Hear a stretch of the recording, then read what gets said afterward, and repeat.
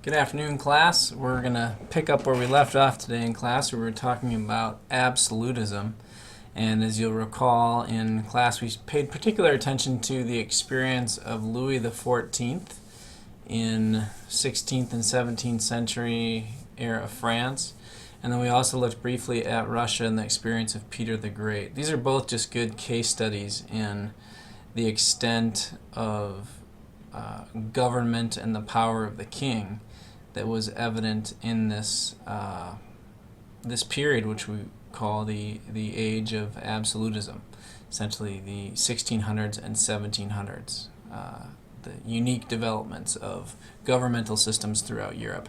Well, today, or with my brief comments here in the lecturette, I want to just talk a little bit about an alternative, and I just want you to understand that in the case of England, the experience of absolutism, the experiment in absolutism, took a number of distinctly different turns. And the 17th century in England was essentially a story of reining in or reducing the overall power of the king. And so I just want to highlight this process briefly. Briefly in our comments when we were talking about the Tudors, Henry VIII, this was in class yesterday, we discussed his daughter Elizabeth, and Elizabeth was in fact the daughter of Henry VIII and his second wife, Anne Boleyn. And she turned out to be perhaps the greatest monarch in all of English history. I think you could make a strong case for her in that respect. But she has a very long rule, essentially the final half of the 16th century is the age of Elizabeth, and she leads England in some incredibly prosperous and effective ways.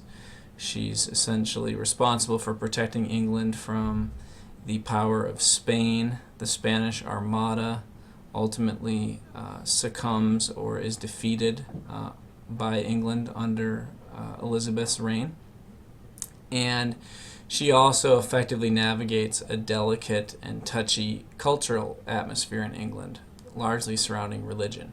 She was a moderate in all things, and that moderation proved to be one of her true strengths. But unfortunately for England, Elizabeth was not immortal. So in 1603 she died, and she had no male heirs, and of course this created a problem. It created a question of who should serve next. And there was a rather abrupt break. The Stuart family, okay, so we're switching now from the Tudors, Henry VIII and his people, to the Stuarts. And so you're going to meet some Jameses and Charleses as part of our comments today. James I comes to the throne, the English throne, from Scotland. And he is unique in the sense that he is a new family. But he's also unique in that he has a little bit of a different religious background. James I is somewhat moderate, although not nearly as moderate as Elizabeth had been before him. And because he is an outsider, there are some concerns expressed by a number of the English people at this time. And this was a very difficult time. It's worth noting this is the time which the Puritans and Pilgrims will be leaving England for North America. So clearly there are some religious tensions that are in place there. But James' main problem when he assumes the throne is that he needs to raise money. He does not want to have to rely on Parliament, so he resorts to some rather unusual methods of trying to raise money by charging taxes or tariffs on different trade items. And immediately this raises the concerns of Parliament. Parliament doesn't like the idea of a king being able to essentially work around it. So that was one of his problems. But then, of course, there are problems with the church. And the Puritans are asking James, insisting that James take steps to further purify the church. Of course, that's where their name comes from, the Puritans. They want to see the church return to something very close to the ideals of Calvin. Now, I think I have an apology to make. Yesterday, Marley in lecture asked a question about the Puritans and the Pilgrims, and I stated some inaccuracies. The reality is that both the Pilgrims and the Puritans were under the Calvinist tent. They were in that umbrella. But the Puritans were a little bit more moderate. They just wanted to see the Anglican Church of England purified and purged of those things that are not found in Scripture. The Pilgrims were a bit more radical, and they were just straight up separatists that wanted to be free of the Church of England, didn't want it to tell them what to do. But they also carried with them a Calvinism. So they had similar beliefs, but different methods in how they wanted to go about those. So anyway, James is rather ineffective in conducting his, in at least trying to find that happy medium or middle ground between the radicals and the traditionalists or conservatives within England. And as a result, when he dies, there is quite a bit of concern about the future of England. And in 1625, James is going to be followed by his son Charles I. And Charles experiences some of those same economic concerns. He's trying to raise money and doesn't want to have to call upon Parliament, but ultimately finds himself in a position where he has to because he is trying to fight a war against France. So Parliament meets and says, okay, we'll give you some money there, Charles I, but first you have to sign a bill which will become known as the Petition of Right. And this Petition of Right limits some of the powers of the king. For example, it says no funds can be borrowed or raised without the approval of Parliament. Also adds to that, no free person can be imprisoned without a reason. This is a restriction upon the absolutist power of the king.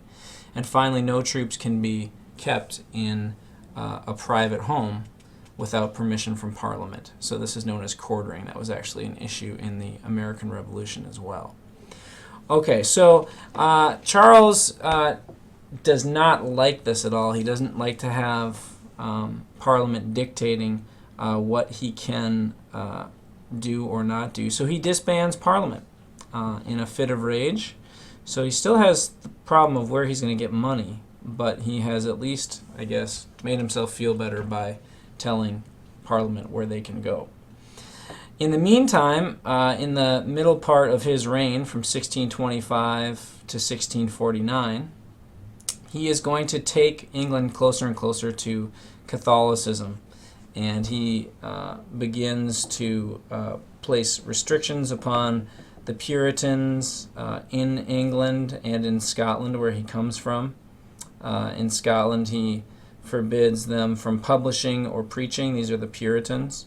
And this, of course, doesn't win him any friends among the more radical religious agitators of England during that time. He does finally realize that he needs to get funding. He needs money from Parliament, so he calls Parliament back together in 1640. And, of course, you can imagine that they are not, there is no love lost between these two groups, the king and Parliament. And finally, in 1649, well, I should say first there will be an English Civil War where the Parliament will side against the king. Finally, in 1649, Charles I will be put to death. A very sobering moment, and this brings up a period of time known as the Puritan Republic. And it seemed good. Oliver Cromwell had led the Puritans quite effectively during the English Civil War.